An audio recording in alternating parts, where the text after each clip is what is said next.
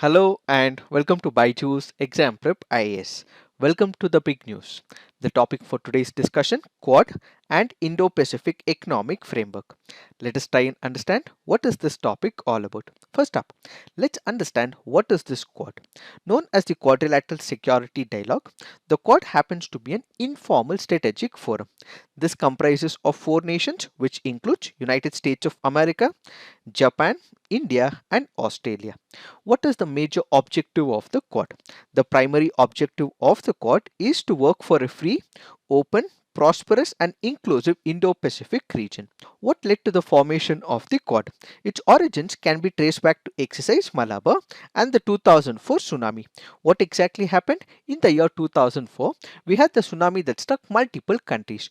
During this period, India started coordinating with its neighboring countries. It started providing relief and rescue operations. It started helping multiple countries in and around India, and as a result, you have United States of America, Japan and Australia which also coordinated and helped India during the 2004 tsunami.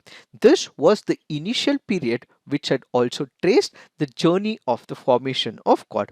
The group also met for the first time in 2007 on the sidelines of the Association of Southeast Asian Nations, and Japanese Prime Minister Shinzo Abe was the first person to pitch the idea for the formation of Quad back in the year 2007. After Shinzo Abe proposed for the formation of Quad, you had the representatives from these four member nations who met periodically. However, there were hiccups in the relationship.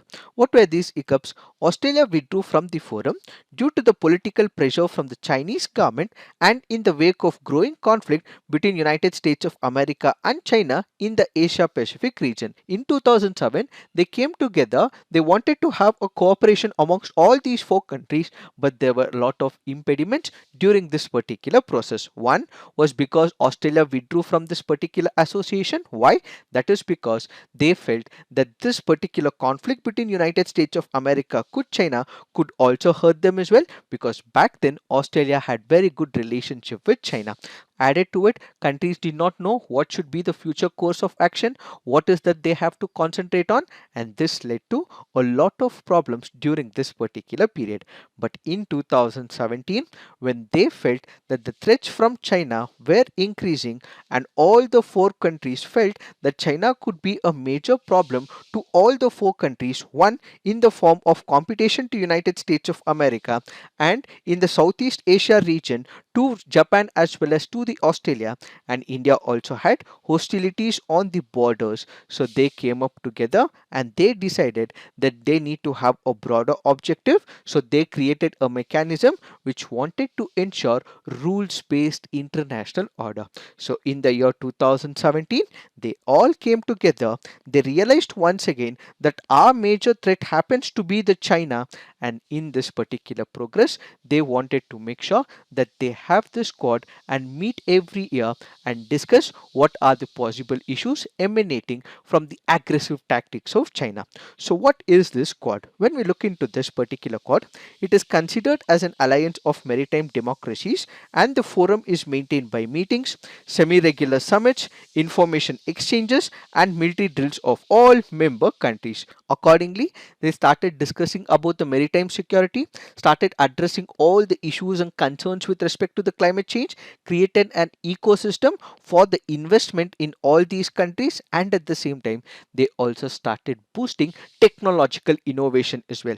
Back in the year 2020, the trilateral Malabar exercise, which included India, United States of America and Japan, was expanded to include Australia as well, marking the first official grouping of the Quad since its resurgence back in the year 2017. So what we have is the maritime security, issues related to climate change, information technology, technology innovation, and ultimately creating a platform for the investment as part of the much better ecosystem.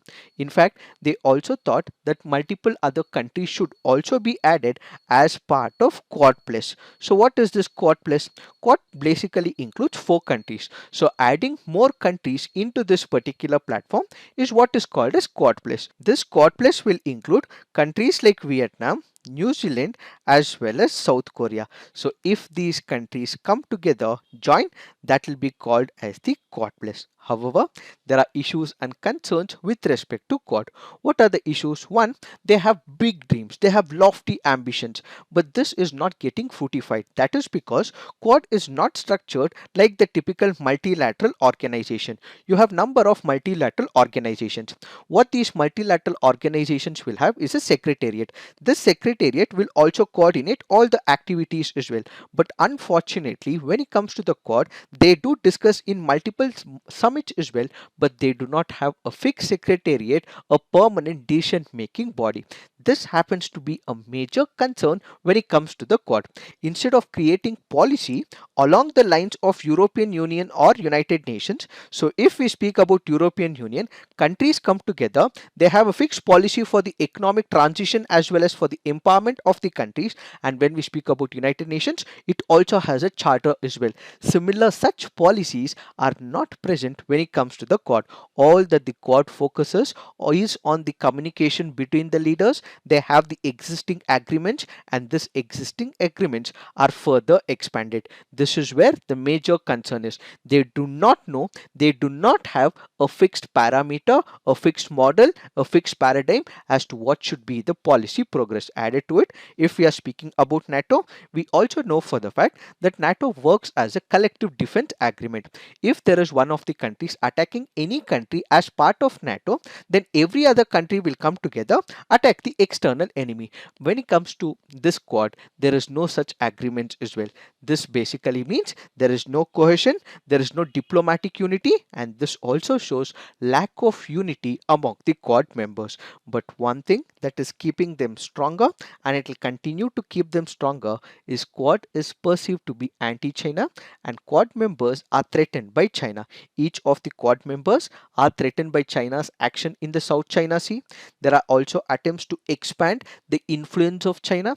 China has become very assertive as well as aggressive as well, and it is also conducting some of the initiatives like One Belt One Road initiative, which also impinges upon the rights of the countries like United States of America, Japan and Australia, and also India, which is what is keeping them stronger together. Why are we discussing about Quad? That is because we have Prime Minister of India who is right now in Japan, and he is on a 2-day visit, and he is going to attend the summit of the Quad leaders. He will also speak with Japan, and they will also engage in special strategic and global partnership agreement, and the Indian Prime Minister will also speak to the Indian diaspora as well, since he is attending this Quad summit leaders meeting, which is why we have discussed about the Quad. But this is not all. When we look into why Prime Minister Narendra Modi is traveling to Japan, all of this is planned, but we also have another initiative initiated by United States of America called as the Indo-Pacific Economic Framework. This Indo-Pacific Economic Framework will also be unveiled by the President of United States of America in Japan. So in all likelihood, India may also attend this framework summit as well. We don't know, but India may attend. In this particular backdrop, we also have to understand what is this Indo-Pacific Economic Framework. We have the former President of United States of America, Donald Trump, who pulled out of the Trans-Pacific Partnership. This partnership was in reference to the Indo-Pacific region. But with this particular withdrawal, what happened? United States of America did not have any policy.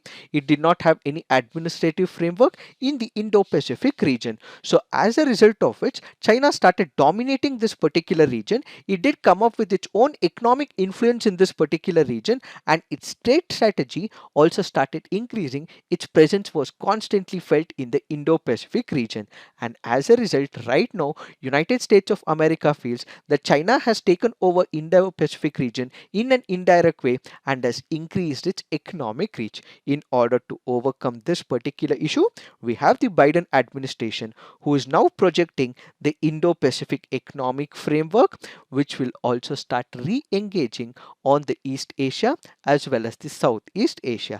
So this particular Indo-Pacific Economic Framework is an administrative tool that is being used by the Biden administration. So what is this agreement all about? This agreement is not like the traditional trade framework. Rather, it would include different modules covering fair and resilient trade, supply chain resilience, infrastructure decarbonization, tax and anti-corruption. So this is not like the Trans-Pacific Partnership, but instead countries would have to sign up to all the components within a module, but they do not have to participate in all the modules.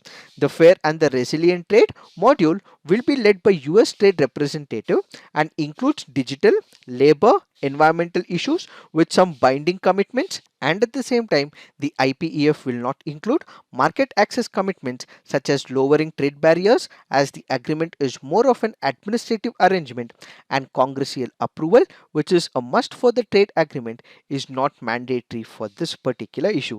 So if we speak about this agreement, it will cover all areas like supply chain, setting of standards and rules in the digital economy, clean energy transformation, infrastructure investments, so on and so forth in the Indo-Pacific region. However, it has also raised couple of concerns as well. What are these concerns? Many countries are not enthusiastic about joining this particular agreement. Why? That is because this does not have binding trade rules and guarantees no market access. This basically means that United States of America may not cut down on the trade barriers, it may not reduce the taxation. This ultimately means those countries which may participate in this particular agreement, may become part of this agreement, will not get market access of United States of America. How have countries responded to it? Japan has welcomed the IPEF and Thailand announced it would join the negotiations. Australia and New Zealand may also join as well. South Korea, Philippines and Singapore may have expressed cautious interest, and when it comes to India, we have the Ministry of External Affairs spokesperson Arindam Bagchi who said this is an initiative of the United States. We have received details about it and India will be examining it.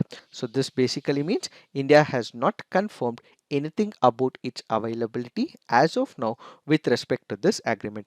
Another major concern is this is an initiative undertaken by the Biden administration. So after the Biden administration quits, will it further continue in United States of America, or will it be diluted, or it will be scrapped, is another major concern.